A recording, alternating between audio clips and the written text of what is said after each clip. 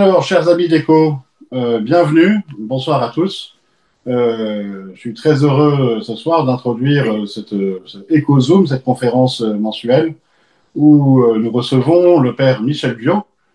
Et en l'occurrence, c'est plutôt lui qui me reçoit, puisque, regardez, chers amis, je suis chez lui. Je suis chez lui.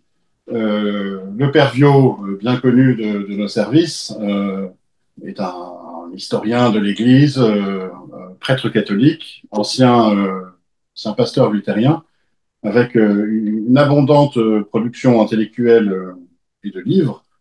Et ce soir, il va nous parler de son livre L'Église au risque de la foi, qui a été publié chez Via Romana, que je ne dise pas de bêtises, en 2024. Ça nous semblait être très complémentaire et du sujet qu'on a traité cet été dans notre session d'été, pourquoi l'Église? Et vous verrez, enfin, je vous recommande très chaudement la lecture du livre que le père Viot nous propose avec cette réflexion sur l'Église au risque de la foi, quelque chose de très intéressant, tout à fait dans le sens de notre session. Qui plus est, c'est une réflexion de fond, je crois, chez le père Viot depuis toujours. Qu'est-ce que c'est que l'Église? Pourquoi l'Église? On en discutait tout à l'heure avant de démarrer le direct. Le premier livre qu'on trouve dans sa bibliographie, c'est justement un livre sur l'Église, en quelque sorte, qui s'appelait Chrétiens sans religion en 1975. Donc, mon père, je vous passe la parole. Je vous remercie encore. Une petite chose à tous les participants, coupez bien vos micros pour ne pas intervenir pendant et perturber la conférence du père Viot. Vous pourrez lui poser vos questions après son exposé. Et d'ores et déjà, vous pouvez déjà les écrire si vous voulez dans le chat, le petit onglet discuter. Vous pouvez déjà écrire vos questions. Le père y répondra tout à l'heure. C'est à vous, mon père. Oui, alors, je ne tiens pas à faire spécialement une conférence, je tiens beaucoup à répondre aux questions, mais je vais quand même introduire ce sujet parce que, effectivement, se poser la question de l'Église quand on choisit le luthéranisme, parce que j'étais baptisé catholique, quand on choisit le luthéranisme et qu'on vit en France en plus, ou alors là vraiment, on choisit une communauté qui est une communauté qui est la minorité dans la minorité. Parce que la majorité des protestants, quand j'ai fait mon choix dans les années 1956-1957, c'était réformé calviniste. Bon, luthérien, pourquoi? Bah parce que j'ai rencontré le protestantisme en Alsace, et que se trouve, c'est la région de France où il y a le plus de luthériens, et qui sont même supérieurs aux réformés. Et j'étais là en vacances, voilà. Moi, je ne crois pas au hasard. Et donc, effectivement, je sais qu'il n'y a qu'une seule église. D'ailleurs, dans le credo luthérien, on dit même, nous croyons au symbole de Nicée, dont nous fêtons, je le rappelle, le 1700e anniversaire, hein, puisque c'était en 325. Et nous disions l'église une, alors on ne disait pas catholique, on disait universelle et apostolique. Et là, on disait, mais nous croyions tous quand même chez les luthériens qu'elle était catholique, parce que je tiens à dire que le mot universel est une traduction de catholique qui ne rend pas tout ce que veut dire le mot catholique. Parce que dans le mot catholique, il y a bien sûr universel, mais il y a aussi l'intemporalité. Le fait qu'elle traverse le temps et qu'elle va jusqu'à l'éternité. Et alors après, ce qu'elle deviendra, j'en sais rien, parce que l'éternité, c'est un domaine inconnu. Mais en tout cas, elle durera tant que durera le monde. Voilà. Et que quand je dis elle durera et elle dure, en ce sens que, pour vous donner un exemple très concret, il n'y a rien de tel pour se faire mieux comprendre, quand je chante le Sanctus dans une église au cours de la messe, je sais que le chantent avec moi tous ceux qui ont euh, participé à la messe dans cette église. C'est une église du XIIIe siècle, comme il y en a, XIIIe siècle, comme j'en ai une à 800 mètres d'ici. Et ben, depuis le XIIIe siècle, tout cela, ils chantent avec moi le Sanctus quand je chante le Sanctus aujourd'hui. Et puis, en plus, non seulement ceux du XIIIe siècle jusqu'à maintenant, mais ceux de maintenant jusqu'à la fin du monde. Euh, voilà ce qu'englobe le mot catholique, n'est-ce pas? Bon, alors évidemment, quand on appartient à une église, bon, nous, en France, quand on dit catholique, c'est forcément catholique romain. Hein. C'est catholique qui, ça veut dire qu'on est sous l'obédience du pape. Or, étant luthériens, évidemment, nous n'étions pas sous l'obédience du pape. Alors là, il faudrait faire un jour une autre conférence sur la réforme, c'est pas le sujet de ce soir. Mais enfin, ceci pour dire que forcément, euh, quelqu'un qui s'intéresse à l'écriture sainte, et c'est pour ça que je suis allé chez les luthériens, parce qu'à à l'époque, j'avais le sentiment, je dis bien j'avais le sentiment, peut-être que je me trompe, mais j'avais le sentiment je suis né en 44, hein, donc pour l'enfant que j'étais encore, ben, j'étais pas encore un adolescent, que ben, là au moins en tout cas, je savais qu'on lisait la Bible. Alors que ce que me disaient mes copains de l'école ne parlaient pas spécialement de la Bible. J'avais l'impression qu'ils ne la connaissaient pas. Et effectivement, ils ne la connaissaient pas. Bon. Mais enfin, je suis peut-être tombé sur des mauvais cas. Donc je ne fais pas une généralité. Simplement, forcément, on se pose la question de ce qu'est l'Église, puisque on est dans ce que nous appelions une église, mais qui n'est pas reconnue comme étant une église par la majorité de nos compatriotes. Et moi, je fais encore partie d'une génération, je l'ai dit tout à l'heure, puisque je suis dans le 44, pour, pour laquelle le terme de compatriote, de patrie, de drapeau avait un sens. Et puis surtout, l'histoire. Bon, euh, Odo l'a dit, je m'intéresse tellement à l'histoire. Bon, la France, ses racines sont catholiques, elles ne sont pas protestantes. Bon, le protestantisme s'est agrégé euh, facilement, finalement. Enfin, il y a eu les guerres de religion. Mais il n'y avait pas meilleur sujet royaliste que les protestants du temps de Louis XIV. Là où ils ont été mauvais, hein, ben, ils l'ont payé très cher après, c'est Louis XIII. L'histoire de La Rochelle, c'est un scandale. Ils ont bénéficié de la clémence de Louis XIII, qui, je vous signale au passage, a été clément parce que Richelieu l'en a supplié. Parce que Louis XIII était plutôt du genre à ne pas à être très très orgueilleux sur le plan royal. Et d'ailleurs, Louis XIV héritera bien de son père dans ce domaine. Et toute l'habileté de Richelieu, d'ailleurs, c'était de conseiller Louis XIII en lui donnant l'impression, quand même, en lui présentant les choses, il fallait bien que ce soit lui, le roi, qui prenne les positions. Donc, les protestants n'ont pas compris cela. Et ils ont abusé des tolérances de l'édit de Nantes.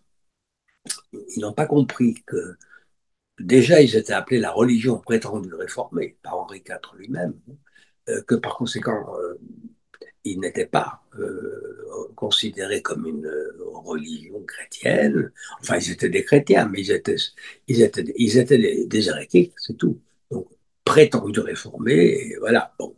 Et donc, si vous voulez, euh, nous, pour ce qui concerne les luthériens, nous avons toujours tenu, d'ailleurs, la question en fait du particularisme luthérien, elle ne s'est posée que sous l'Empire, parce que les luthériens n'existaient en France qu'en Alsace, et encore à partir du moment du traité de Westphalie, c'est-à-dire quand Louis XIV a annexé l'Alsace. Et ce qui montre l'intelligence politique de Louis XIV, c'est qu'il n'a pas appliqué à l'Alsace-Moselle l'édit de Nantes, et qu'on a simplement demandé aux protestants de rendre la cathédrale aux catholiques. Mais on leur a laissé Saint-Thomas, qui est une très belle église, grande église, et puis d'autres églises. Donc, puis ils n'ont pas été empêchés dans leur culte. Donc, là, et les Juifs non plus, d'ailleurs. Louis XIV a assisté à l'inauguration d'une synagogue avec le grand dauphin. Bon, voilà. Bon.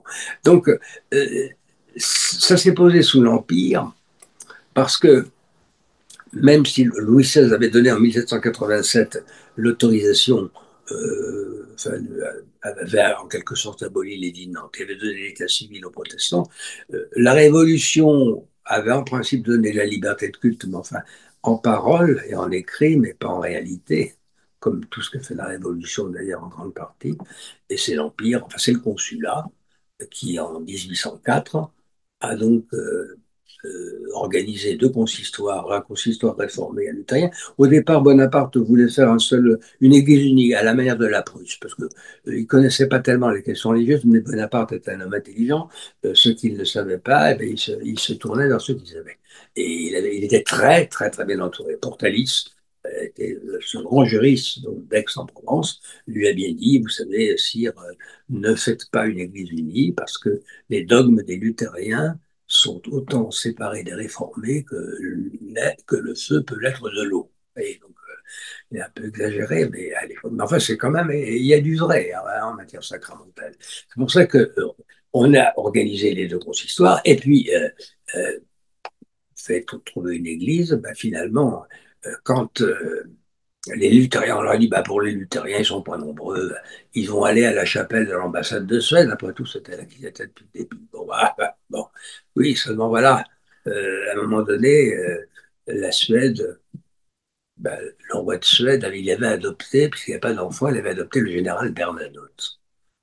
Général Bernadotte, qui est un général de la Révolution, puis de l'Empire, mais Bernadotte, il a bien compris vers la fin que l'Empire était fichu, et il s'est donc mis du côté des Alliés, hein, des Autrichiens, des Russes.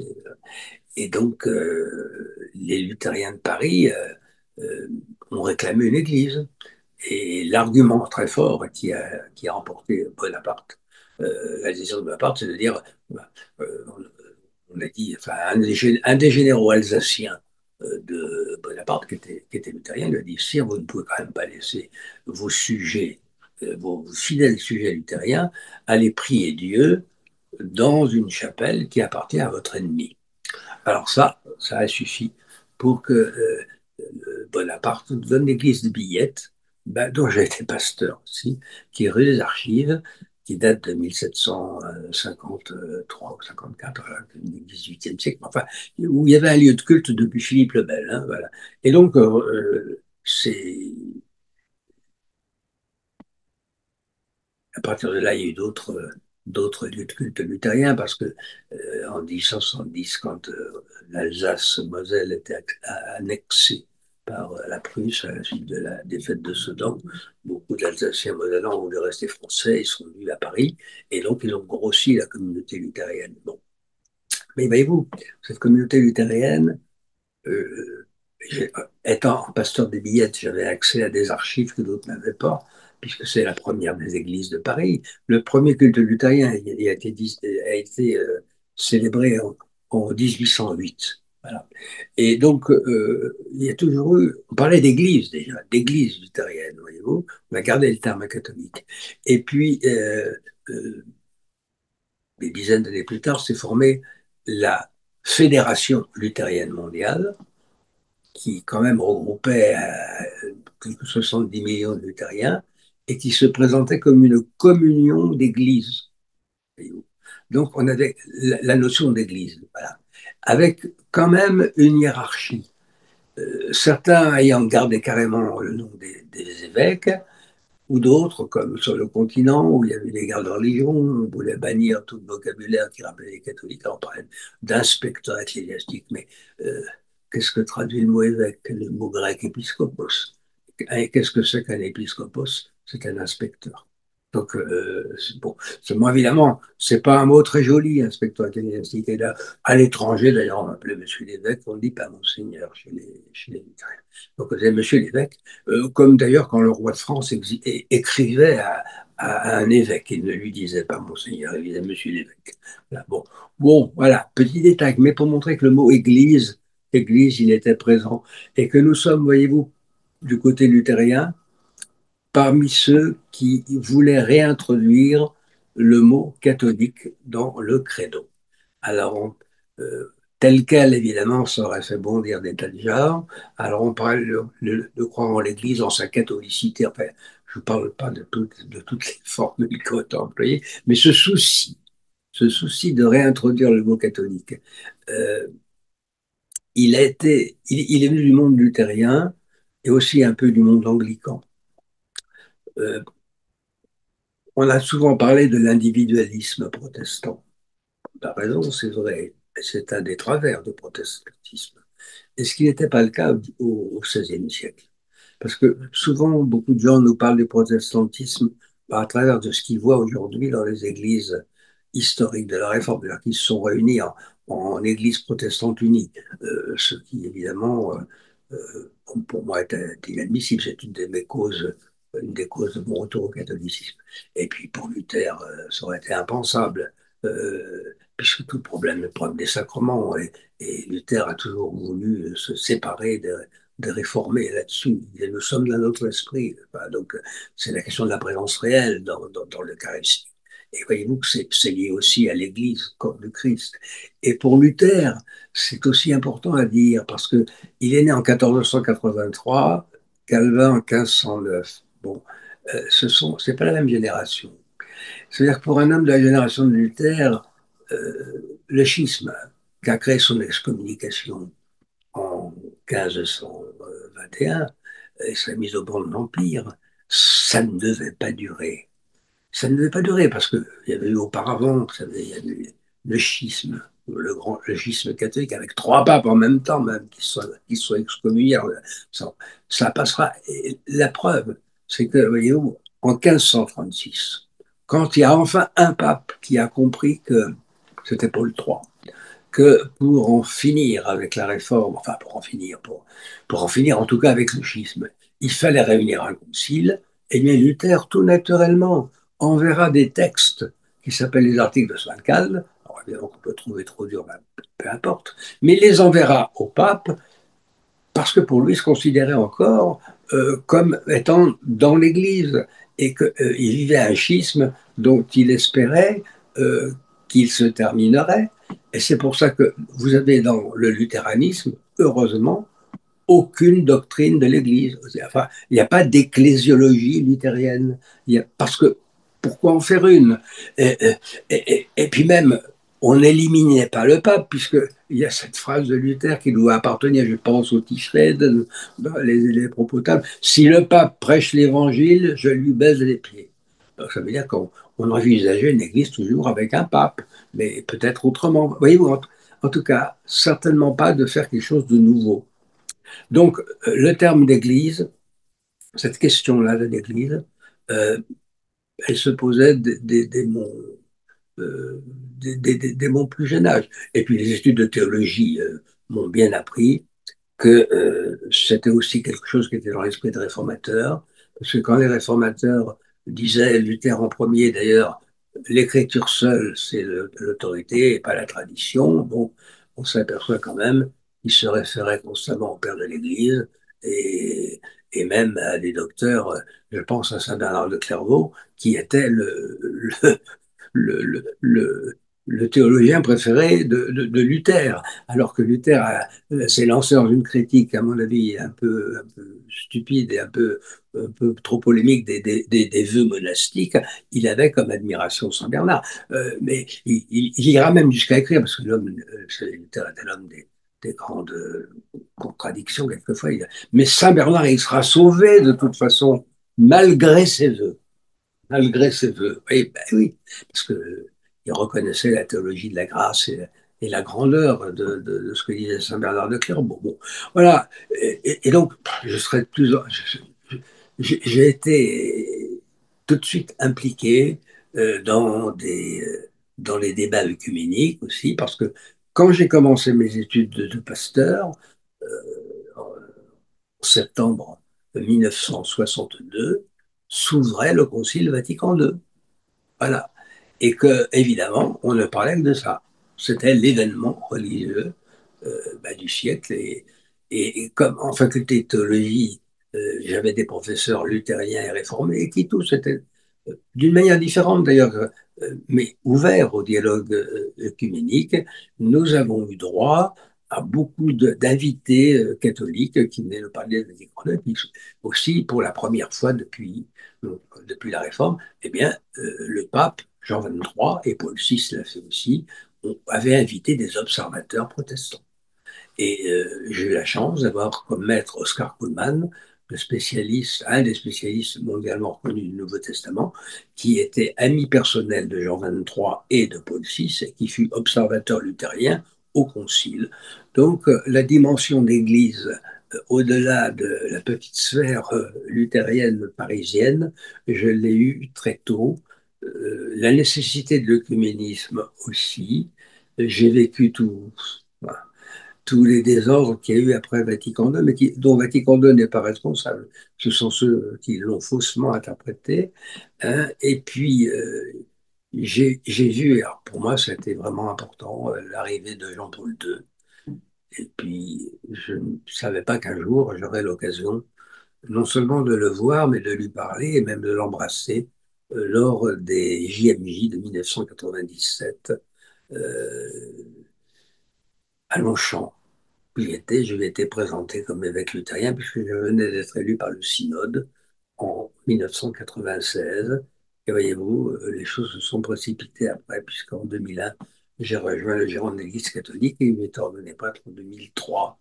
Alors, un, je savais depuis mon catéchisme, un, qu'on n'est pas chrétien tout seul, deux, que l'Église elle a été instituée par Jésus-Christ, trois, grâce à Oscar Cullmann, qui était le premier exégète protestant à reconnaître dans la promesse faite à Pierre, tu es Pierre et sur cette pierre je bâtirai mon église, que cette promesse n'était pas une promesse collective adressée à tous les apôtres, mais à Pierre seulement.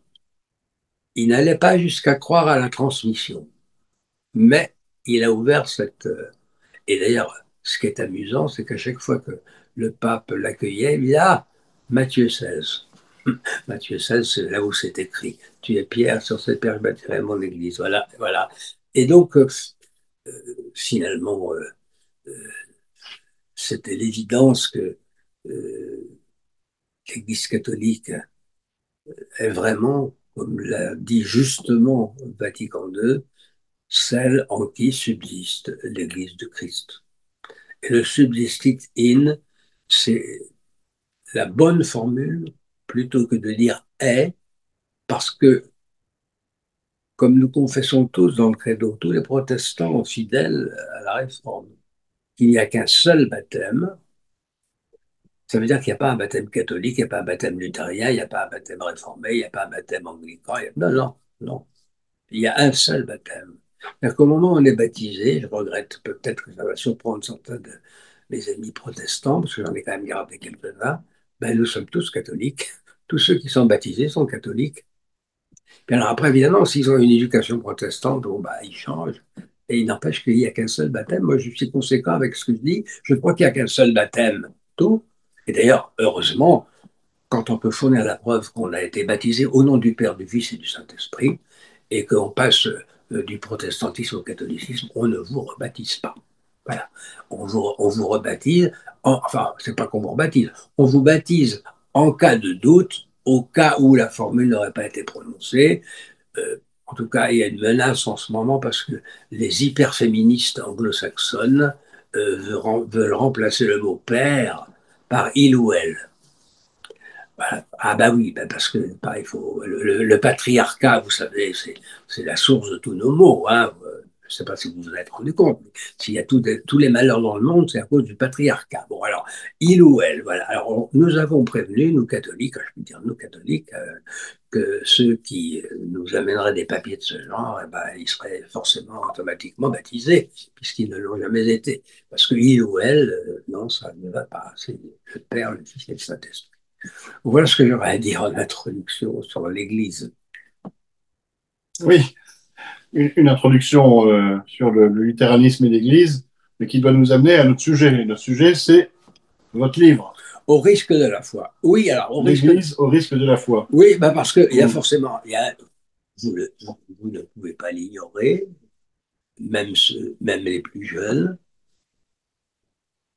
Après 1965, fin de Vatican II, et l'arrivée du nouveau missel, 1969, avec leur traduction dans les langues vulgaires, eh bien, a commencé un débat qui n'est pas terminé, puisqu'on est même passé en 1988, je crois, par l'excommunication de Monseigneur Lefebvre. Dans un premier temps, il n'était pas excommunié, mais il l'a été parce qu'il a fait un acte qui vaut excommunication à la taille sentenciée, c'est automatique, c'est-à-dire d'ordonner des évêques qui n'ont pas eu de bulle d'addiction du pape. Le pape avait autorisé une ordination, il en a fait quatre. Bon. Donc au moment même où il le fait, alors bien sûr cette excommunication a été levée, mais ça ne signifie pas que les évêques ordonnés peuvent exercer dans l'Église catholique, parce qu'il y a leur problème vis-à-vis du Concile Vatican II. Et donc, le Concile Vatican II, et je pense que, enfin, pour moi, c'était une confirmation, mais on le sentait déjà avec Jean-Paul II et Benoît XVI, et puis François a continué dans le même sens, mais c'est surtout eux qui ont initié cette idée que Vatican II avait été mal interprété. Et Benoît XVI a eu même ce coup de génie de dire, en fait, il y a eu deux conciles, il y a le concile médiatique tel que les journalistes l'ont rapporté, et puis il y a le concile auquel moi j'ai assisté. Voilà. Et c'est pas la même chose. Et nous avions, nous, déjà l'impression, quand nous entendions certaines personnes nous parler de Vatican II, je dis nous, quand j'étais étudiant en théologie, qu'ils n'avaient pas assisté ou qu'on ne parlait pas des mêmes choses. Donc, et ça n'a fait qu'empirer, puisqu'on est arrivé à un schisme avec la fraternité Saint-Pédis, et puis que peut-être on n'a pas non plus répondu ce qu'il fallait répondre aussi à la fraternité Saint-Pédis, parce que quand j'entends certains propos, maintenant, vous savez, les mauvais interprètes de Vatican II, ils sont morts, mais malheureusement, ils ont fait des petits. Enfin, quand ils ont fait des petits, on te bien tout honneur, si j'ose dire, c'est-à-dire ils ont fait des petits spirituellement. Alors, ils n'osent plus invoquer le concile, ils disent qu'ils invoquent l'esprit du concile. C'est ce que j'appelle, n'est-ce pas, le spiritisme conciliaire. Esprit, es-tu là, hein? Voilà. Alors, oui, l'esprit du concile. Eh oui, parce que les textes du concile, quand on les lit bien, et surtout, il faut lire en latin, parce que là aussi, il y a eu des fautes de traduction. C'est ce que je suis forcé de montrer déjà aussi au risque de la foi, que si on veut réhabiliter, enfin, oui, il faut, en principe, on ne devrait pas, mais avec ce que vous voulez, un concile peut être mal transmis. Hein. Le concile de Trente, lui, a chance au XVIe siècle d'avoir été bien transmis parce qu'il y avait les jésuites. Bon, Vatican II n'a pas eu cette chance parce qu'il a été transmis par des gens qui voulaient autre chose, qui voulaient plus. D'ailleurs, les mêmes aujourd'hui, ou leurs enfants spirituels, ils parlent d'un Vatican III, de la nécessité d'un Vatican III. Ben, on n'a absolument pas besoin. Qu'on commence déjà par comprendre ce qu'a voulu dire Vatican II. Et c'est ce que m'a demandé de faire le journal Zénith, ce que je fais, enfin, Zénith qui paraît par Internet, et j'ai bien l'intention, si j'en ai la possibilité, bien sûr, et si je suis encore de ce monde, de faire une édition papier de ce commentaire de Vatican II, parce que je reprends même certaines traductions latines qui ont été, je le dis très clairement, parce que je le prouverai, que ce n'est pas une question d'interprétation de Michel Viau, c'est une question de connaissance du latin. Il y a des textes qui ont été mal traduits. Voilà, très mal traduit. Alors, déjà, la messe de Paul VI, ça, on a su qu'elle a été mal traduite dès 1969, mais moi, j'ai, à ma grande stupeur, depuis 2 ans, constaté que certains textes de Vatican II avaient été mal traduits à la va-vite, et produisaient des faux sens. Voilà. Et même des fois des contresens. Alors, le risque de la foi, oui, c'est de revenir aux sources de la foi catholique que Vatican II n'a jamais, jamais modifié. Et par exemple, je me hérisse toujours quand j'entends deux expressions, messe du Concile de Trente, messe tridentine, ou messe de Vatican II. Non, le Concile de Trente n'a pas fait de messe, il a pris la messe du pape. Bon. celle de Pie V. Et puis, le Concile Vatican II non plus n'a pas fait de messe. Il a demandé au pape d'en faire une. Et Paul VI a fait confiance à quelqu'un qui était en principe spécialiste de la question, le monseigneur Annibal Bonini. Mais ce qu'on a oublié, c'est qu'il était très ami avec le théologien Max Turian, théologien réformé, calviniste, membre de la communauté de Thésée, qui en principe était une communauté très proche des catholiques. Et c'est vrai qu'ils avaient un sens de la liturgie euh, tout à fait bon et qu'ils ont éduqué beaucoup de protestants français à la liturgie. Mais ils avaient une théologie œcuménique assez détestable, en ce sens que on évitait les sujets qui fâchent. Or, comme méthode de travail œcuménique, c'est extrêmement mauvais, justement. Il faut travailler sur les sujets qui fâchent et savoir pourquoi ils fâchent. Eux, c'était le brouillard. Et en particulier pour la messe, Max Turian a été d'un très mauvais conseil pour Bunigny. Et le problème, c'est que, vous savez, un pape ne peut pas tout faire, mais la subsidiarité, ça veut dire aussi qu'on fait confiance et que, voilà. Et bon, il a fallu du temps, on s'est quand même rendu compte que ça n'allait pas. Bunigny, d'ailleurs, a terminé comme nonce en Iran, hein, ce qui montre que, point de vue promotion, comme fin de carrière, surtout quand on a été ce qu'il a été, c'est pas ce qu'il y a de mieux. Bon, nonce en Iran. Voilà. Bon, mais malheureusement, la messe est restée. Mais voyez-vous, le problème, c'est que il a fallu attendre Benoît XVI et à peu près 2008 pour qu'on nous demande une retraduction en langue vernaculaire de la messe. Nous ne l'avons eu qu'au au temps de l'Avent 2021, je crois, hein, 2021, alors que les Anglais l'ont eu 15 ans plus tôt. Alors, il y a quand même plus de difficultés pour passer du latin à l'anglais que du latin au français.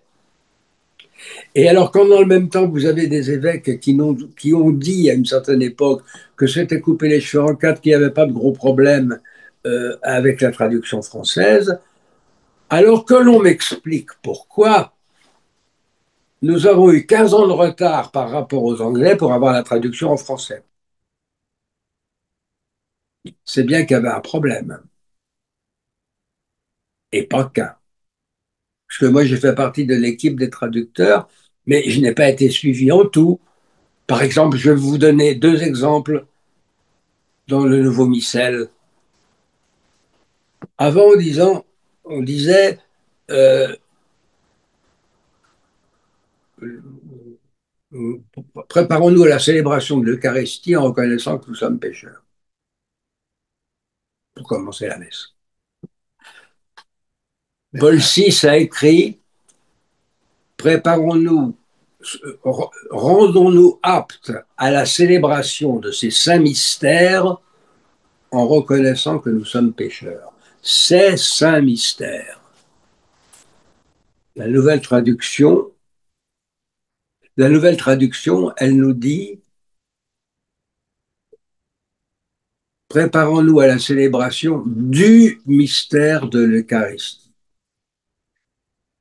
Donc, encore une fois, on n'a pas traduit ce que le pape avait écrit. Vous savez que l'édition qui fait foi, c'est l'édition latine. La langue officielle du Vatican demeure le latin. Bon, il y a ces saints mystères. Parce que il n'y a pas seulement l'action de grâce, l'Eucharistie, mais il y a aussi la propitiation, c'est-à-dire pour le pardon des péchés. La messe sacrificielle, si vous voulez, voilà. Plus d'autres choses, mais ça nous fera entrer dans des détails plus complexes. Bon.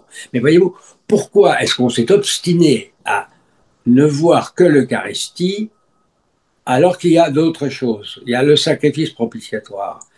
Et qu'il existe un canon du Concile de Trente du XVIe siècle qui voue à l'anathème ceux qui ne voient dans l'Eucharistie, dans la scène du Christ que l'Eucharistie, c'est-à-dire les protestants. Et voilà qu'on renouvelle. Alors, ça donne en partie raison à Monseigneur Lefebvre sur ce point-là. Hein, hein. Bon, évidemment, hein, il s'est focalisé là-dessus, mais écoutez, c'est de bonne guerre. Hein, quand on fait de la polémique et qu'on trouve une belle erreur, eh ben, on la met en valeur. Bon, mais, et là, on n'a pas voulu la corriger. Bon. Et puis alors, ensuite, il y avait dans le confiteor, c'est pourquoi je confesse et à la à Dieu et à la Vierge Marie, pourquoi je supplie la Vierge Marie, les anges et tous les saints. euh, le pape avait écrit La bienheureuse Marie, toujours vierge. Bon, nous sommes plusieurs traducteurs à avoir rétabli tout ça. Mais dans le missel qui a été édité, vous verrez qu'on a rétabli la bienheureuse Marie, mais pas toujours vierge. Ça n'y est pas.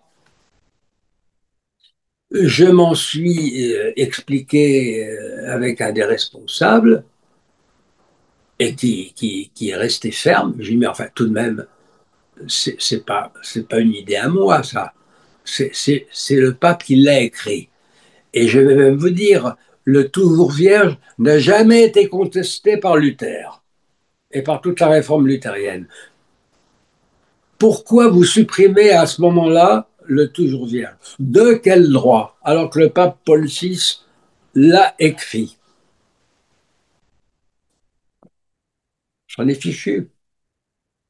Alors il faut espérer, enfin moi je verrai ça du haut du ciel, alors j'espère. Dans, je sais pas, dans une quarantaine d'années, quand on aura une nouvelle traduction du missel, peut-être qu'on rétablira le toujours vierge, parce que c'est une notion très importante, que je n'ai pas le temps de développer ici. Enfin, c'est une notion très importante sur la christologie, justement, sur le fait que Jésus est fils unique, l'unique et le bien-aimé, annoncé par Isaac, fils d'Abraham, unique. Il n'y en a pas d'autres. Les autres, il est avec une servante. Ça, il a eu des fils avec. Bon, parce que sa femme était stérile, mais son unique fils avec sa femme Sarah, c'est Isaac. Et la notion du bien-aimé, ça veut dire le sacrifice. Donc, le toujours vierge, c'est pas un détail, c'est important. Et ça n'a pas échappé à Paul VI. Eh bien, aujourd'hui, alors voilà pourquoi je dis au défi, au risque de la foi, parce que la foi, dans l'Église catholique, c'est non seulement le respect de l'autorité de l'Écriture, mais aussi de la tradition, et que tradition et Écriture vont ensemble. Il n'y en a pas une qui est subordonnée à l'autre. Elles viennent en fait de la même source qu'est la source apostolique. D'où l'importance de la succession apostolique. C'est par les apôtres que nous avons l'écriture et la tradition.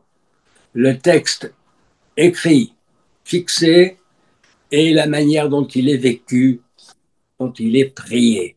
C'est pour ça qu'on parle souvent de lex credendi, lex orandi, la loi la loi de la croyance est liée à la loi de la prière. Voilà. Voilà. Et alors, évidemment, ça reste un défi aujourd'hui parce qu'il faut l'imposer. Mais de toute façon, je peux vous dire, puisque surtout que j'étais à Rome le 8, mais j'ai pu recevoir la bénédiction de Place Saint-Pierre avec les autres, avec la foule énorme de Léon XIV. Mais le 10 mai, Léon XIV réunissait tous les cardinaux et il insistait sur la compréhension de Vatican II et en particulier sur le texte Gaudium et Spes, parle de l'Église, justement, le texte central sur l'Église avec Lumen Gentium, mais Gaudium et Spes, eh bien, sur lequel je travaille en ce moment. Et je vois ô combien il est important et combien il est attentionné en matière de tradition, puisqu'il se réfère souvent à des textes anciens, mais ça n'a pas été assez dit. Et faites-moi confiance, si je peux, si Dieu m'en laisse le temps, je le dirai. Voilà, je le dirai.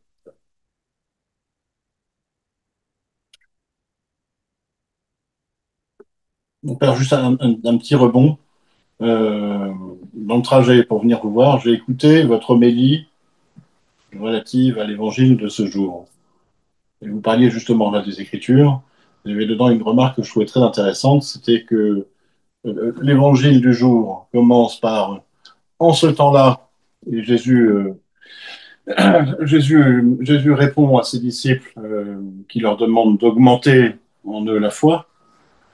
Et si on ne lit pas l'Écriture avec les 5 versets d'avant, c'est le début du chapitre 17 de Luc, on ne Ah, comprend pas ce que dit Jésus. merci de me Et je rappeler trouve que ça. c'est exactement à propos dans notre sujet, Oui, l'Église au risque de la foi, sur la question de l'Écriture en particulier. oui, justement. Alors, le problème, vous comprenez, des théologiens qui ont expliqué Vatican II, c'est qu'ils n'avaient que le mot écriture à la bouche. Hein, le respect de l'écriture. D'ailleurs, on va vous faire, nous, on est mieux que les autres parce qu'on va vous mettre 3 années, ça va changer. Vous n'aurez pas le même évangile tous les dimanches comme avec la vieille messe. Vous allez avoir les années A, B et C, ça nous permettra de voir toute l'écriture. Oui, seulement. Le problème, c'est qu'ils ont fait des charcutages.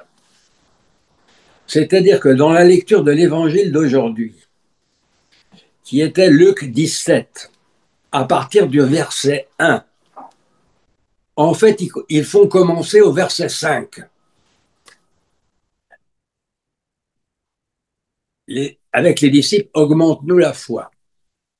Et après, il est question de se considérer comme des serviteurs inutiles. Si on saute les 4 versets, alors je sais bien, d'abord, première chose, la division de la Bible en chapitres et en versets n'est pas originelle. Pour les chapitres, cela date du XIIIe siècle. C'est Canford, l'archevêque de Canterbury, qui l'a fait en 1226 pour les chapitres. Et euh,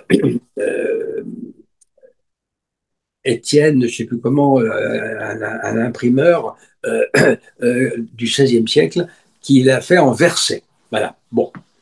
Alors, déjà, les chapitres ont été.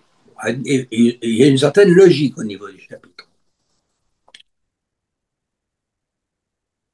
Les 4 versets du premier chapitre, enfin, du chapitre 17, c'est quand même quelque chose d'extrêmement important. Et on comprend pourquoi les disciples alors demandent qu'on leur augmente la foi. Parce que augmente-nous la foi pour se considérer uniquement comme des serviteurs inutiles, à la fois que c'est reconnaître que Dieu est tout-puissant, qu'il n'a pas besoin de nous. Bon, ben ça, même la foi du charbonnier permet de comprendre ça. Ce n'est pas d'une grande difficulté hein, de penser que la toute-puissance de Dieu peut se permettre de se passer de nos humbles personnes. Bon, mais ce que Jésus dit au début, et que moi j'ai lu évidemment dans mon texte, c'est un, qu'il y aura des causes de scandale et de chute dans l'Église, et que ceux qui feront cela, il vaudrait mieux pour eux qu'on leur attache une meule de moulin autour du cou et qu'on les jette dans la mer. Ah, c'est un peu rude, mais vous comprenez, on veut un Jésus à l'eau de rose. Alors bon, bah, résultat, on squeeze ce verset. Et puis ensuite, qu'est-ce que dit Jésus il dit, si vous aviez de la foi euh, gros comme un grain de moutarde, vous pourriez dire à ce sycomore, jette-toi dans la mer et ici jetterai. Et Matthieu, qui est dans son texte parallèle, il a remplacé le sycomore par une montagne. Et vous, on est dans l'exagération, l'hyperbole, une méthode d'enseignement connue de la part des rabbins. Alors, on comprend qu'après avoir entendu des choses pareilles, bah oui, les disciples demandent à Jésus, augmente-nous la foi. Ben oui, parce que euh, avoir une foi telle que euh, savoir mettre une meule de, on va le prendre au sens figuré aujourd'hui, quoi qu'il y ait des époques où on a brûlé des gens, hein, mais aujourd'hui, je ne demande pas le rétablissement de la Sainte Inquisition, mais je dis simplement qu'il faut savoir, au sens figuré, prendre une meule de moulin et l'attacher autour du cou de quelqu'un, le mettre dans la mer, c'est-à-dire l'expulser de l'Église. On l'a bien vu avec l'histoire des abus dans l'Église. Si on avait réduit à l'état laïque un certain nombre de prêtres dont tout le monde savait qu'ils faisaient des choses plus que mauvaises, ben, on n'en serait pas arrivé là. Bon, alors voilà, j'ai cité ce cas-là Malheureusement, il y en a des dizaines de mauvaises coupures. Alors, je m'étais, c'est pas la première fois que je m'arrête sur ce genre de choses, parce que dans un livre ancien, j'en avais déjà parlé, et j'avais quand même interrogé au Vatican euh, l'origine de ces coupures. Parce qu'on m'avait dit, ah vous comprenez, c'est traditionnel, on ne peut pas y toucher. Ah bon? J'ai demandé de quelle date, parce que j'ai gardé un peu mon esprit protestant, c'est-à-dire de poser des questions quand je ne comprends pas. Voilà, bon. Quelle date? Réponse 1969. Alors vous comprenez bien que comme tradition respectable, moi je préfère 1226 avec l'archevêque de Cantorbéry, qui à cette époque-là, je me souviens, était encore catholique. Bon, hein, bon, il en savait plus en matière biblique que les oiseaux, bien les oiseaux qui ont fait les découpages et le charcutage de nos lectures bibliques, aussi bien du dimanche d'ailleurs qu'en semaine. Parce qu'on est quelquefois dans une absurdité totale, parce que vous avez versets de 2 à 4, puis tout d'un coup 7 à 8, et puis tout d'un coup 12 à 13. Hein, on a l'impression que c'est comme dans le Coran, les versets diaboliques. Hein, C'est satanique. les versets sataniques. Hein. Y aurait-il des versets sataniques dans la Bible au point qu'il y ait des gens sublimement éclairés qui en 1969 les aient subitement découverts et ainsi les aient caviardés et demander aux prédicateurs de ne pas en tenir compte. Moi, je ne marche pas, hein, c'est tout. Je désobéis gracieusement et je, je lis le texte, bien entendu, tel qu'il est, mais dans mon sermon, parce que la parole est libre, hein, la parole est libre, bah dans mon sermon, je dis ce qu'on a oublié. C'est tout. Voilà. Et puis, si quelqu'un n'est pas content, bah, il me le dit. Bon, on me l'a jamais dit jusqu'à présent. Voilà, parce que moi, je viens avoir un débat là-dessus. C'est pas interdit, les débats dans l'Église. Hein. C'est bien comme ça, d'ailleurs, que la théologie s'est faite par les disputatio célèbres qu'il y avait au Moyen-Âge dans la bonne scolastique. Mon père, juste avant de... Attendez, je vais tourner un peu, que les gens me voient en même temps, parce que je parle dans votre micro. Avant de passer aux questions, je voulais juste quand même présenter davantage votre livre et donner envie à tous nos spectateurs de l'acheter. L'Église au risque de la foi chez Via Romana. Juste en parcourant le sommaire, pour expliquer un peu ce qui s'y trouve, vous avez toute une partie appelée Traverser les eaux troubles, où vous montrez au travers de divers sujets, donc la crise des abus, le problème des médias catholiques, l'esprit du synode, comment les difficultés actuelles impactent l'Église, en fait, sont traitées par les hommes d'Église, par les structures d'Église. Vous avez ensuite tout un chapitre sur la nouvelle évangélisation, très substantielle, dont toute une partie sur la redécouverte du sens des sacrements, qui fait presque la moitié du livre, où vous revenez sur chacun des sacrements. On parle de la messe en particulier. Oui. Puis le baptême, bien sûr, tous les sacrements. La place des Écritures, la fidélité au Saint-Père, la nouvelle évangélisation, et une partie finale sur un autre de vos champs d'expertise, c'est les religions et l'État en France, les questions de laïcité, les questions religieuses, et les rapports avec, on va dire, la politique. Oui. Et tout ça brosse un tableau très intéressant qui, je trouve, est remarquablement résumé par le titre du livre, L'Église au risque de la foi. Avec le tableau du Caravage, j'y tiens parce que c'est quand même oui, le baiser du Judas. Oui, je le montre le baiser du Judas. À la caméra. Voilà, et ça veut dire beaucoup de choses sur ce qui se passe en ce moment. Aussi bien d'ailleurs entre les rapports entre l'Église et l'État, euh, et les mamours que nous fait quelquefois officiellement le président de la République, que d'autres choses dans l'Église. Voilà. Donc, Judas est d'actualité. Bien, on va pouvoir ouvrir aux questions. Donc, si vous voulez poser une question, il faut lever la main. Vous pouvez. On n'est pas très très nombreux là.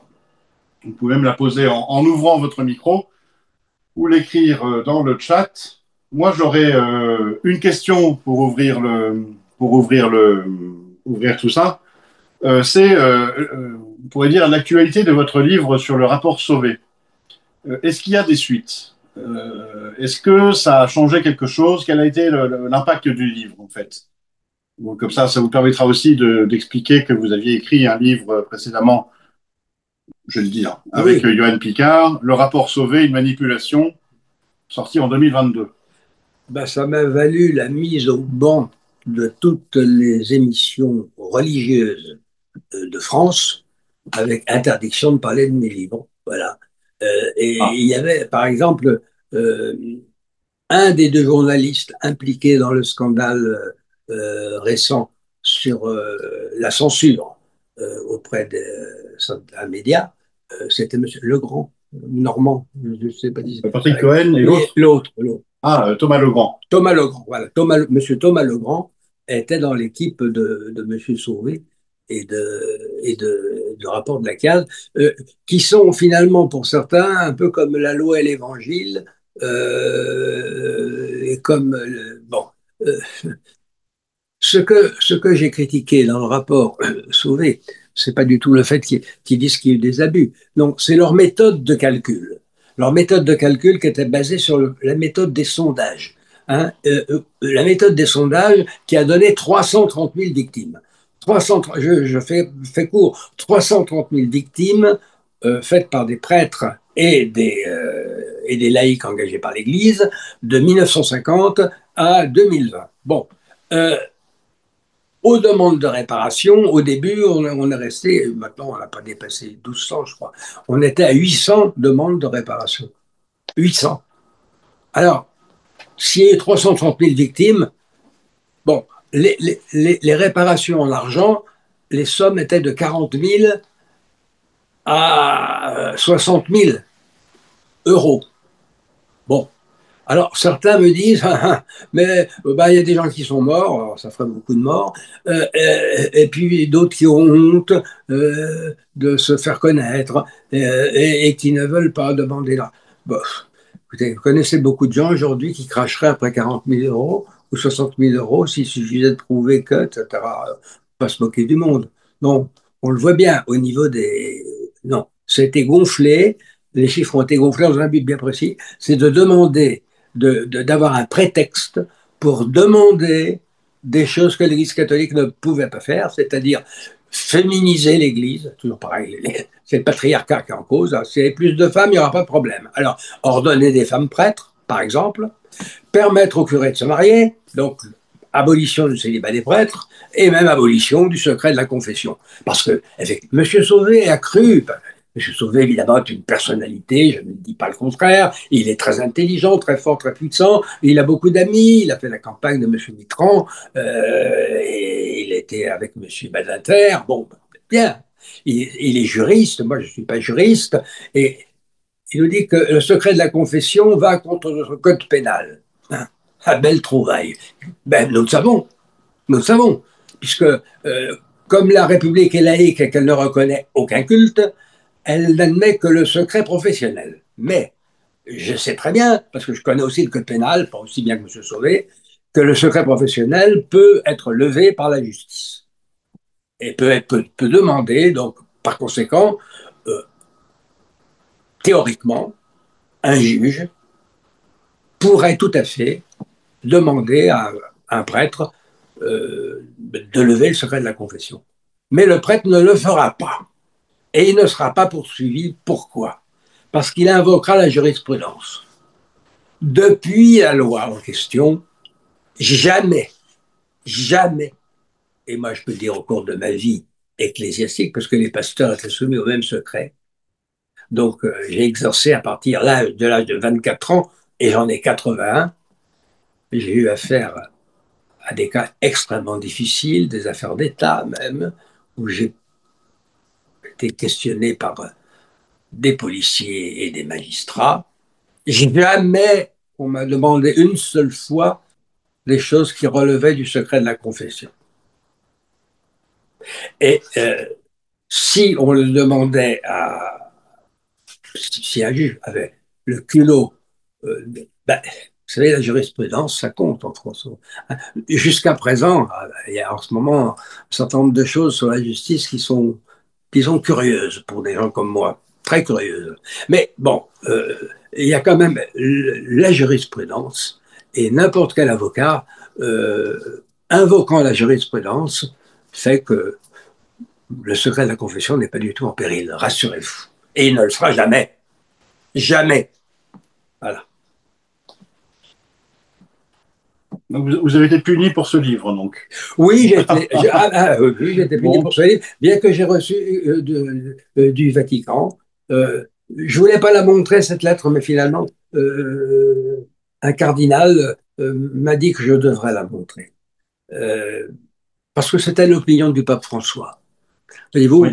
et le secrétariat privé, parce que vous savez, au Vatican, c'est un peu comme dans les ministères, vous avez des numéros de secrétariat et on sait par les numéros si c'est le tout proche ou pas le tout proche. Enfin, on sait de quelle direction ça vient. Bon, ça m'est venu de ce qu'il y avait de plus proche du pape. Et il y avait des morceaux du livre qui ont été traduits en espagnol pour que le pape puisse en prendre vraiment connaissance. Le pape a désapprouvé la méthode employée.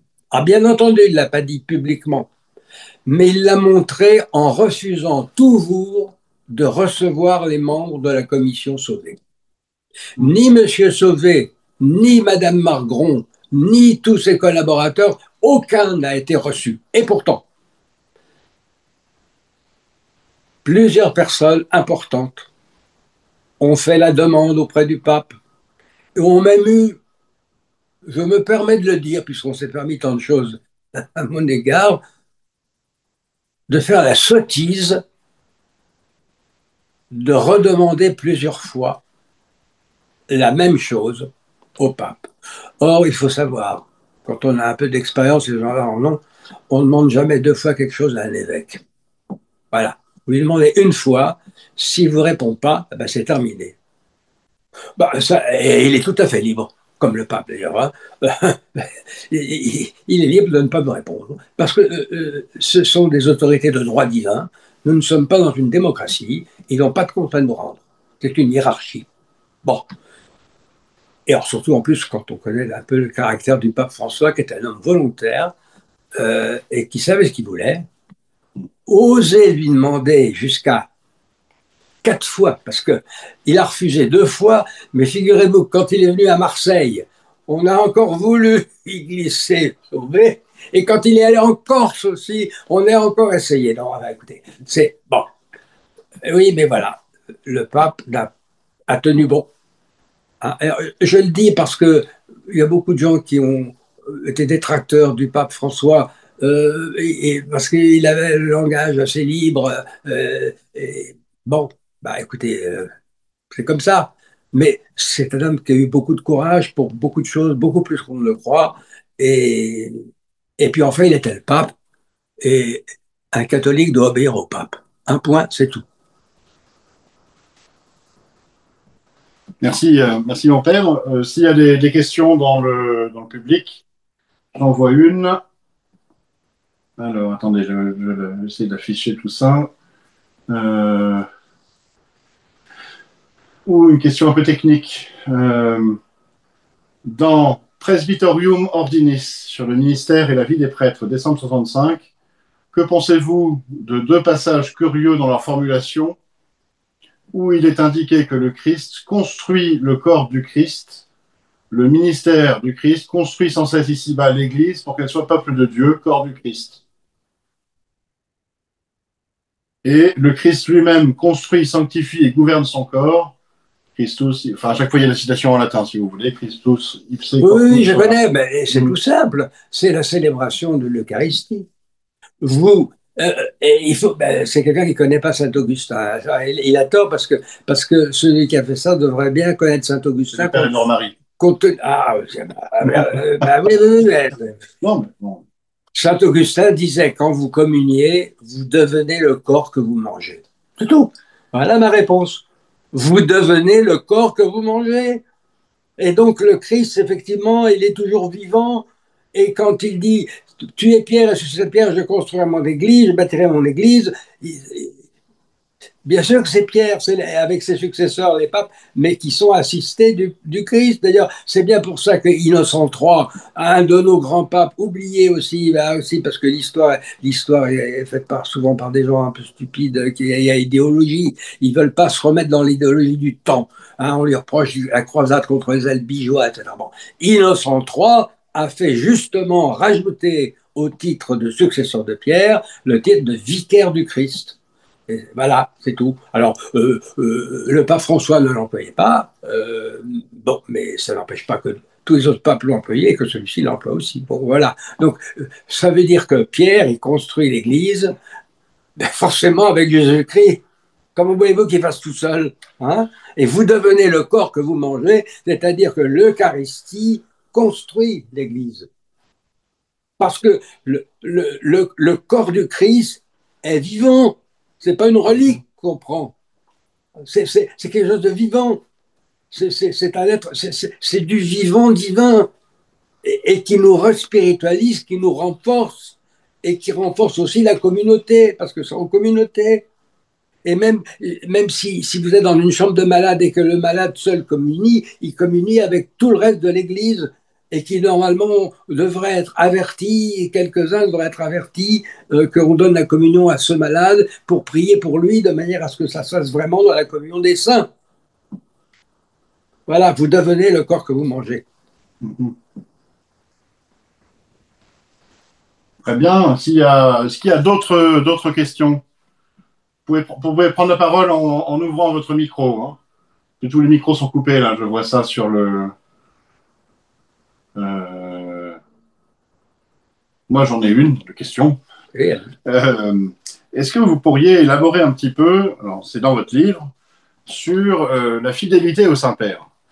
Est-ce que vous pourriez nous donner des éléments de discernement, par exemple, dans ce en quoi il faut lui être fidèle? Parce que alors, dans un premier... chaque pape a sa personnalité. Oui. On voit des papes suivre un peu, parfois, l'air du temps. Tout récemment, Léon XIV nous a fait quelque chose sur le changement climatique, les réfugiés climatiques. Bon, est-ce que il faut être fidèle à Léon XIV sur la croyance au réchauffement climatique et le fait qu'il y aurait, par exemple, des réfugiés climatiques? C'est très simple. Là encore, on pose une question qu'on ne devrait pas avoir à poser. Euh, Cela est défini, mais vous avez raison quand même de la poser. Ah ben, bien entendu, parce que vous avez tout à fait raison. Il faut se reporter au texte de Vatican I, Pastor Aeternus, qui définit exactement le champ d'action de l'infaillibilité pontificale, ou pour être plus exact, du fait que le pape soit gardé d'erreur par l'Esprit Saint. Mais il est gardé d'erreur quand il s'exprime en tant que pape sur des questions touchant la foi et les mœurs. Un point, c'est tout. Le climat n'en fait pas partie. Le pape reste quand même le chef. Mais il a le droit d'avoir une opinion. Il a le droit d'avoir une opinion personnelle. Bien sûr. Et alors, une opinion personnelle, vous savez, le problème, il s'était posé bien avant la question de la faillibilité, dans les papes Jean XXII.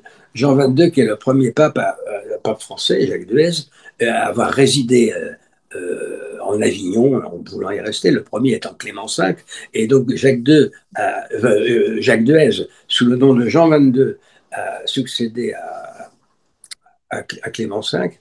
Et à la fin de sa vie, il s'est lancé dans des réflexions, c'était plutôt un canoniste, il aurait mieux fait de rester dans ce domaine et de laisser les autres spécialistes travailler dans ce sens. La théologie est très complexe, il y a beaucoup de spécialités. Et il s'est mis à disserter sur les fins dernières, sur ce qui se passait après la mort. Et alors, tout son problème, c'était la vision béatifique. Est-ce qu'après la mort, on a tout de suite la vision béatifique? Et lui disait non, il faut attendre le jugement de Dieu, le jugement dernier. Ah, quel problème il avait soulevé là. Parce que, évidemment, c'est pas ce que nous disent quand même certains textes. Il y a des gens qui ont la vision béatifique. Regardez l'Apocalypse, hein, les martyrs. Alors, alors, le pape disait, oui, mais ils sont sous l'autel. Donc, ils sont quand même séparés de la Mhm. vision directe de Dieu. Bon, non, en fait, là c'était vraiment de la mauvaise exégèse. Non, il y avait vision béatifique. Parce qu'ils étaient justement à l'autel. Voilà, sous, à côté, peuple. Enfin, bon. Bon. Qui est-ce qui a sauvé les meubles juste avant que Jean XXII ne meure? C'est le cardinal Fournier qui a réussi à montrer qu'en fait le pape s'était exprimé en tant que prédicateur. Un peu comme Benoît XVI quand il a écrit La vie de Jésus. Hein, Jésus de Mhm. Nazareth, bon, il a signé Joseph Ratzinger, Benoît XVI. Mhm. Et il y a bien dans l'introduction, il a pris la précaution de dire qu'on pouvait le critiquer, qu'il n'écrivait pas en tant que pape, mais en tant que théologien. Voilà. Et c'est son droit, comme c'était le droit de Jean XXII. Sauf que Jean XXII avait été trouble. Benoît XVI, qui connaît bien son histoire, a pris ses Mhm. précautions. Voilà. Et donc, il a précisé cela. Et donc, quand vous avez des papes qui vous déclarent un certain nombre de choses sur le réchauffement climatique, ou même le pape François ordonnant le vaccin en tant que chef d'État à tous les gens qui travaillent au Vatican, euh, n'a pas fait jouer l'infaillibilité. Et il n'a pas dit en plus qu'il était en tant que successeur de Pierre, qu'il demande aux gens de se vacciner. Non, il est chef d'État temporel de l'État le plus petit du monde, mais qui existe quand même, puisqu'il a des ambassades, puisqu'il a des citoyens du Vatican, et ben, il a ordonné à tous ces citoyens, comme n'importe quel chef d'État peut le faire. Hein, ben, le nôtre, il a fait la même chose, hein, d'ailleurs. Hein, et il a même dit des choses que je ne vais pas répéter, ce sont des gros mots, qui voulaient embêter tous ceux qui ne se faisaient pas vacciner. Bon, voilà, voilà, bon. Eh bien, le pape n'a pas été grossier, c'est pas son genre. Donc, il a dit, par mesure sanitaire, mais il n'engage pas l'infaillibilité, bien évidemment. Bien évidemment. Il y a les questions de l'infaillibilité, ça c'est une chose, mais il y a aussi l'obéissance qu'on lui doit. Eh ben là, on lui doit pas forcément. On lui doit C'est plutôt obéissance. là-dessus que je Alors, vous demanderais alors de discerner. là, on lui doit obéissance, si vous voulez, comme étant citoyen du Vatican. Ouais. Hein, mais par exemple, je ne suis pas vacciné contre le Covid. Voilà. Et je me suis pas, au moment où le pape faisait cette déclaration, je ne me suis pas du tout obligé, senti obligé de me faire vacciner parce que il était dans un domaine où l'infaillibilité ne jouait pas. Tout, c'est extrêmement simple. Oui, De oui. même que le pape peut avoir des opinions politiques sur, par exemple, la nécessité d'arrêt d'une guerre. C'est une question morale. Oui, mais attendez, on n'arrête pas une guerre comme ça.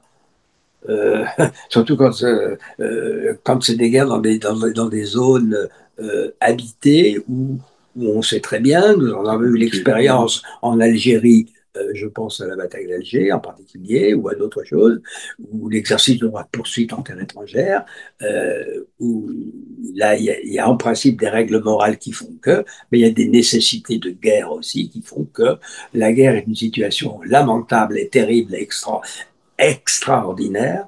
C'est pour ça qu'il vaut mieux jamais la faire. Mais quand on la fait, les règles ne sont pas les mêmes en temps de paix. Voilà.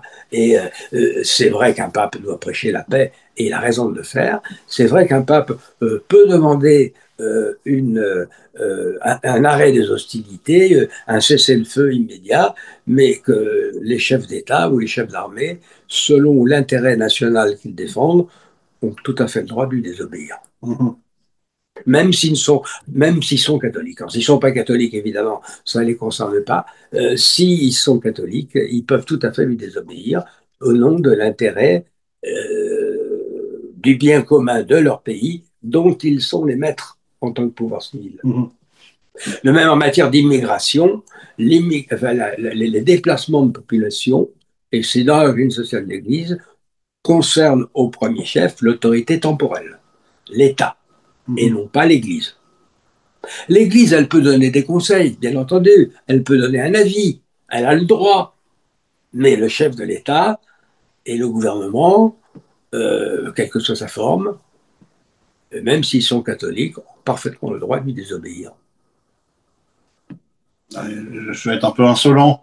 Et donc, vous demanderiez aux musulmans de désobéir ou d'obéir au pape lorsqu'il leur dit que le vrai islam refuse la violence.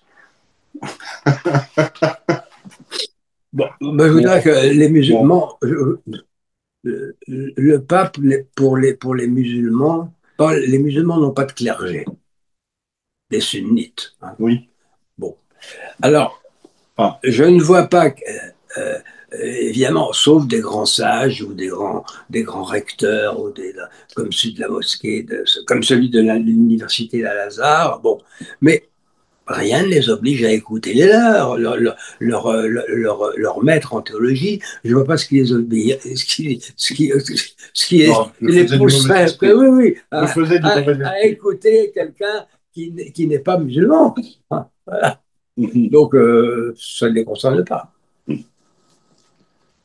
Très bien, très bien. Mais, toujours, hein, appel aux questions. Si vous voulez poser une question au Père Vio sur son livre, sur les éléments de l'Église, vous pouvez ouvrir votre micro et la poser ou l'écrire dans la discussion. Et pour meubler un peu dans la question, je faisais un peu de mauvais esprit, hein, vous avez bien Oui, oui, compris. oui, bien sûr. Mais Vous avez bien compris. quelquefois, il faut. Euh, Surtout dans ce domaine où les choses ne sont pas très claires, effectivement.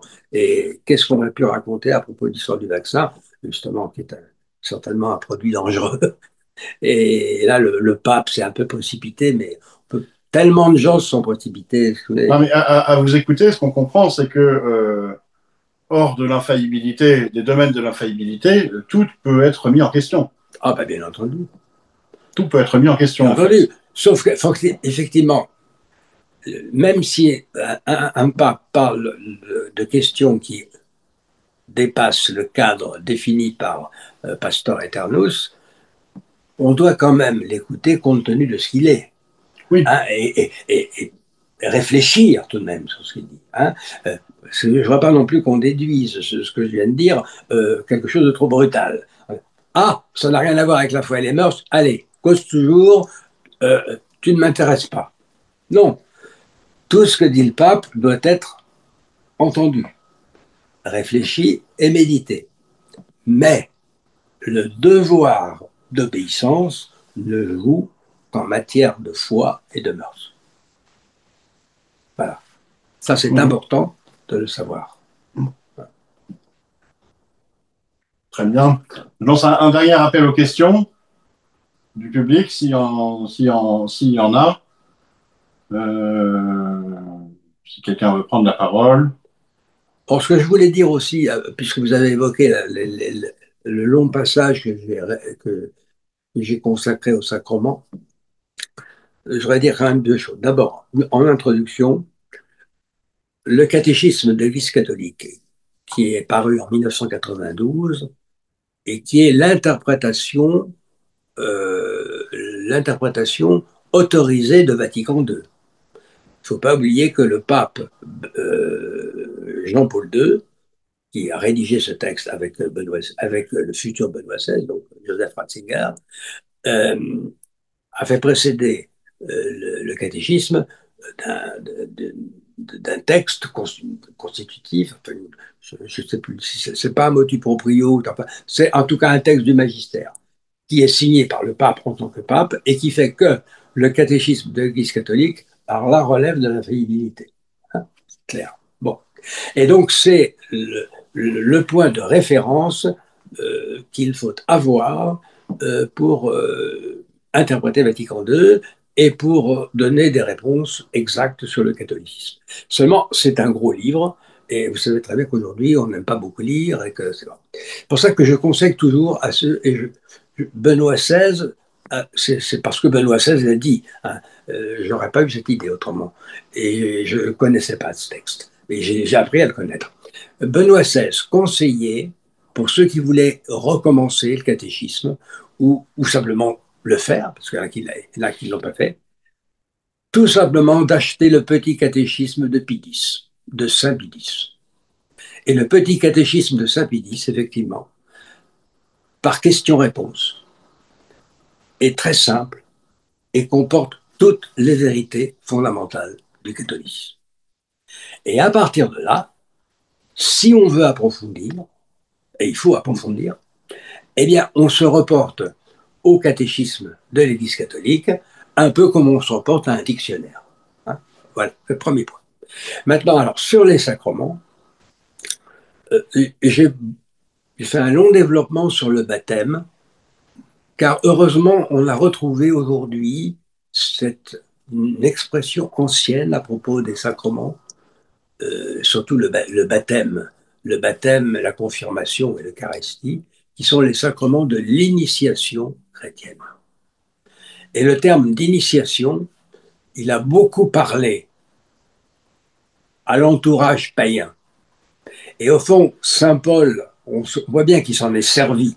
Relisez le chapitre 6 de l'Épître aux Romains, et vous verrez que justement dans cette association faite par Paul, pour celui qui est baptisé, il l'associe à la mort et à la résurrection du Christ. Bon. Ça veut dire que la cérémonie du baptême est une cérémonie d'initiation et qui doit comporter des éléments qui montrent bien qu'on est dans un symbolisme très particulier qui confère quelque chose comme dans une cérémonie d'initiation. Et ce que je reproche aux formules modernes, en particulier du baptême, ce sont des choses qui ont été dites aussi du côté intégriste, mais enfin ils n'ont pas dit que des sottises, là-dessus ils ont dit des choses justes, c'est la question des exorcismes. Hein. Alors on va dire l'exorcisme c'est complètement démodé, etc. Bon, vous savez, c'est pas vrai. Hein. Je vais vous dire, en plus, nous avons beaucoup dans nos paroisses, nous avons beaucoup de fidèles très pratiquants qui nous viennent des îles, des îles frères, qui nous viennent d'Afrique, et pour qui, justement, la question de l'exorcisme est extrêmement importante, parce que il y a chez eux des jeteurs de sorts. Hein. Alors, bon, ce qui compte, c'est les effets que ça fait. Hein. Alors, les gens qui y croient ou n'y croient pas, ça, c'est pas mon problème. Le problème, c'est que ça rend des gens malheureux, ça les torture. Ça peut même en tuer. Ça, j'en ai vu. Hein. J'en ai vu. Je ne suis pas intervenu à temps parce que trop jeune et peut-être un peu trop rationaliste et un peu trop baigné dans la culture occidentale rationaliste. Bon, non. C'est pour ça qu'à partir du moment où le sacrement du baptême est vu comme une initiation qui va vous associer à la mort et à la résurrection du Christ, eh bien, il y a un certain nombre de rites qui nous ont été légués par les anciens, justement, par la tradition, avec des exorcismes impératifs. Et c'est ce que je reproche à la liturgie moderne. On demande que Dieu garde cet enfant ou garde. Non, on disait carrément, toi, infâme démon, sors de cette personne, sors de cette créature de Dieu. Vous comprenez? Là, on voit bien que c'est un exorciste. Seulement, je me mets au défi, poser la question à des gens qui ont pas très l'habitude, ou même ceux qui ont l'habitude, après le baptême d'un petit enfant, ou même le baptême d'un... Tiens, est-ce qu'il y a eu des exorcismes de prononcés? Vous verrez. On vous répondra des exorcismes. D'abord, c'est quoi un exorcisme? Et puis les gens répondront qu'ils ne les ont pas entendus. Voilà. Bon. De même que beaucoup de prêtres, aussi bien pour le baptême des petits-enfants que pour le baptême d'adultes, n'utilisent pas l'huile des catéchumènes. Or, vous avez remarqué qu'à la messe chrismale, l'évêque bénit 3 vases d'huile. L'huile du Saint-Crème, évidemment, qui est la plus importante, l'huile des malades, dont on se sert pour donner le sacrement des malades, et l'huile des catéchumènes, qui est liée à l'exorcisme. Pourquoi? Parce que l'huile des catéchumènes rappelle l'huile des lutteurs de l'Antiquité qui se mettaient de l'huile sur le corps pour échapper aux prises de l'adversaire. Vous comprenez? Ils devenaient une savonnette mouillée. Donc, ils échappaient. Et le catéchumène, c'est celui qui devra toute sa vie, comme le baptisé, lutter contre Satan. Et c'est pour ça qu'on lui donne cette huile non parfumée, l'huile du combat. Et combien de fois j'ai dû en province la demander parce qu'on avait oublié de me la mettre. Alors on se demande pourquoi l'évêque bénit un vase d'huile de catéchumène qui, dans beaucoup de paroisses, ne sert strictement à rien parce qu'on ne l'utilise pas. On impose des modes, c'est pareil. Mais notre époque est très sensible aux signes et aux images, beaucoup plus qu'aux paroles et aux textes. Il faut être très attentif à ça. Hein. Nos jeunes, ils préfèrent lire, même les adultes, des bandes dessinées que de lire des livres. Bah, dans la bande dessinée, parce que vous avez de l'image. Bon, et bien, nos liturgies, il faut qu'elles gardent aussi de l'image, aussi des bonnes images. C'est pour ça que il faut avoir des belles chasubles, il faut qu'une église soit bien décorée, il ne faut pas mettre n'importe quoi dans une église. Hein. Et le bon goût ecclésiastique, ça ne court pas les rues, hélas. Mais il y a des gens qui ont du goût, il faut laisser travailler selon c'est le métier dans ces cas-là. Hein, après tout, quand on fait des études de théologie, on vous apprend forcément les rudiments de l'art sacré. Hein, mais il y a des gens dont c'est la spécialité, je pense aux architectes des bâtiments de France, par exemple, qui sont tout à fait remarquables. J'ai eu plusieurs fois avoir l'occasion d'avoir affaire à eux. Ben, ils connaissent parfaitement leur métier. Et puis voilà. Bon, alors, voyez-vous, je crois que dans ce domaine, surtout qu'il semble y avoir un léger renouveau chez nos jeunes. Regardez, au carême dernier, il y a une affluence considérable à la cérémonie des cendres. Bon, ben, tout le monde tient à voir les cendres. Ah, voilà un signe, hein, les cendres. Et on sort avec les cendres. Et on n'a pas peur d'être dans la rue, ben, d'avoir une croix de cendres sur le front et on les retirera quand quand on sera rentré chez soi. Voyez-vous, il faut, pour que l'Église soit crédible, qu'elle elle assume le risque de la foi, il faut qu'elle soit visible. Voilà, visible. Et qu'il ne faut pas se laisser enfermer dans nos sacristies, dans nos chapelles. Nous devons faire des processions. Je regrette que le 15 août, il n'y ait pas des processions dans toutes les paroisses. Ça devrait être obligatoire. D'ailleurs, ça l'a été pendant très longtemps. Aujourd'hui, on ne le fait plus. Hein. Et on peut demander l'aide de la police. Moi, je viens d'une paroisse, maintenant je suis à la retraite, mais je participe toujours à des choses. Mais on le signale à la police et la police nous accompagne. Hein, à Paris même, et surtout depuis que nous avons M. Nunez comme préfet de police, je peux vous dire que toutes les processions sont accompagnées et que nous ne risquons rien. Que vraiment, on prend soin de la liberté. Mais encore faut-il le demander. Si on ne demande rien, évidemment, bon, même chose quand il se passe des actes de vandalisme dans les églises. Si on ne porte pas plainte, si on ne se plaint pas de son... Bah, évidemment, ça ne va pas. Non, il faut faire appliquer la loi, c'est tout. La charité chrétienne, ça ne veut pas dire qu'on laisse partir un filou et qu'on réalise à ce moment-là de laisser égorger un prêtre ou une grand-mère pour qu'on lui vole ses économies qui sont dans son sac.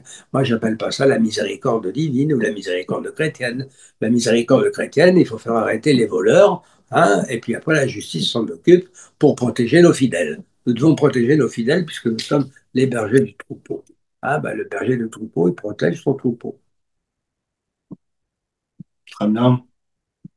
Mon père, je vous propose de conclure ici la soirée. Oui. Alors, je voudrais dire quand même que, voyez-vous, même si on n'a pas voulu beaucoup parler de mon livre, parce que je suis l'auteur du livre maudit sur le rapport Sauvé, le cardinal Muller, qui est l'ancien préfet de la congrégation pour la doctrine et la foi, a eu la grande bonté, la grande gentillesse de préfacer ce livre que j'ai écrit avec Johan Picard sur l'Église au risque de la foi et pour cautionner en quelque sorte, ça cautionne les réponses que nous donnons. Donc voilà, je ne demande pas qu'on soit forcément d'accord avec tout ce que nous disons, mais je pense que tout ce qui est exposé dans ce livre mérite réflexion parce que c'est là-dessus que se jouera l'expansion de l'Église. L'Église, de toute façon, elle ne dépend pas de ce livre, elle ne dépend pas de ce que nous dirons, nous ne dirons pas. Je veux dire. Mais elle peut être réduite à une peau de chagrin, peut diminuer encore, comme elle peut grandir. Enfin, voilà. Et là, nous avons des choses à faire. Dieu ne veut pas nous sauver sans nous. Hein. Il n'a pas besoin de nous, mais il veut avoir besoin de nous par amour pour nous faire participer à notre propre rédemption et à celle de toute la création. En conséquence, c'est maintenant qu'il faut agir, d'autant plus que on voit bien que la haine vis-à-vis du christianisme est de plus en plus grande, elle monte. J'ai eu l'occasion de le dire il y a peu de temps lors d'une émission, il y a beaucoup plus d'attentats contre les chrétiens que contre n'importe quelle autre religion actuellement dans le monde, et en France en particulier, hein, qui est la fille aînée de l'Église, hein, c'est tous les jours qu'il y a des églises profanées. Entendez bien, tous les jours, tous les jours. Bon, donc nous devons réagir, invoquer l'idée de tendre la joue gauche si on frappe sur la joue droite, c'est n'avoir rien compris au sermon sur la montagne, qui ne parle là que de questions individuelles et non de groupe.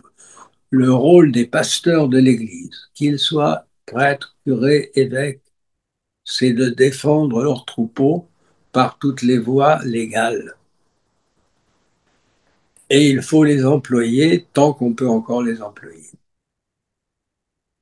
Même si nous savons qu'il y a dans le corps de l'État des gens qui nous sont hostiles et qui même nous veulent du mal, ce qui est une première en France. Parce que ceux qui ont fait la séparation des églises et de l'État en 1905, et je m'aperçois que ce sujet est mal connu, on ne comprend pas du tout, parce qu'on ne veut pas se donner la peine de remettre ça dans son contexte, ce qui était le but. Oh, bien sûr, ils n'étaient pas animés de sentiments d'amour pour l'Église catholique, c'est clair. Mais ne voulaient pas pour autant supprimer la religion. Ça, ce sont des phrases. Mais dans les faits, pas du tout. La preuve, c'est que quand ça a failli tourner mal, le gouvernement a été renversé et que c'est Aristide Briand qui a été le rapporteur de la loi et qui est arrivé à une loi de compromis qui a permis, par exemple, l'union sacrée au début de la guerre de 14, et puis à partir de 1918, beaucoup plus de tolérance.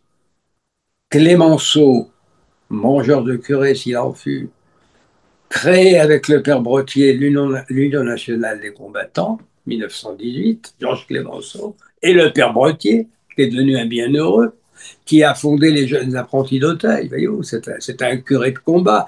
Hein, il était en première ligne pendant toute la guerre. Il n'a pas été blessé une seule fois. Et il allait chercher les blessés, et on tirait, hein, parce que vous savez, on ne s'arrêtait pas de tirer. Hein.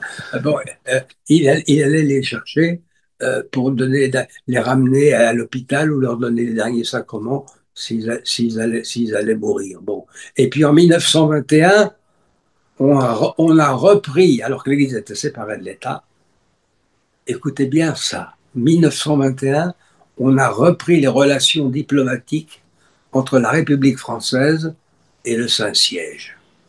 Or, qu'était le pape en 1921? Il n'était même pas chef d'État, puisqu'il deviendra chef d'État seulement en 1929 avec les accords de Latran et la création de la Cité du Vatican. Le pape en 1921 n'était qu'un chef religieux, c'est tout. Et la République laïque, qui avait dans son préambule de la loi de séparation des églises de l'État qu'elle ne reconnaissait aucun culte et ne subventionnait aucun culte, avait un ambassadeur auprès du Saint-Siège et elle-même avait un nonce apostolique auprès d'elle.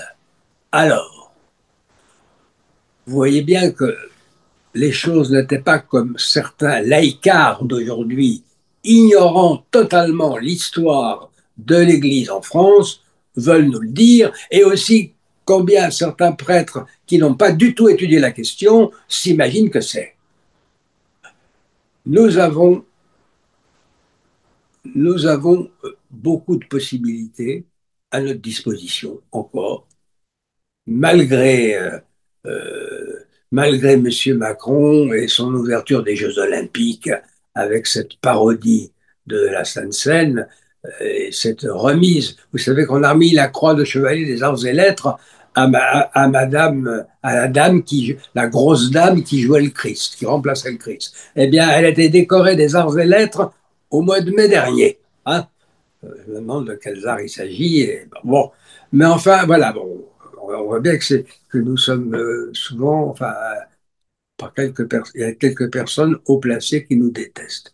Mais peu importe, on a l'habitude, vous savez, on les a toujours enterrés au propre, au figuré. Alors, faut pas désespérer, mais il faut se ressaisir et il faut savoir, c'est là-dessus que je terminerai, que si la déchristianisation en France a commencé au XVIIIe siècle avec la philosophie des Lumières et avec les intellectuels, le poisson pourrit toujours par la tête, eh ben, il faut réévangéliser avec les têtes aussi. Ça ne veut pas dire qu'il faut négliger la religion populaire, mais il faut réexpliquer la foi, réconcilier la foi et la raison, comme Benoît XVI l'a fait, et aller de l'avant, évangéliser pour que la France redevienne vraiment la fille aînée de l'Église. C'est ça, c'est son véritable espoir de salut, c'est ce qui lui permettra de forger des hommes et des femmes qui voudront et qui auront à cœur de la redresser et de lui redonner vraiment sa gloire et sa vitalité et d'en faire vraiment ce qu'elle a toujours été en Europe, une sorte de maîtresse et d'instigatrice de lumière de l'intelligence et de la spiritualité. Non. Merci beaucoup, mon père. On recommande votre livre, hein, L'Église au risque de la foi. Je vous souhaite une bonne soirée à tous et à très bientôt avec Echo pour d'autres interventions, d'autres échos Zoom.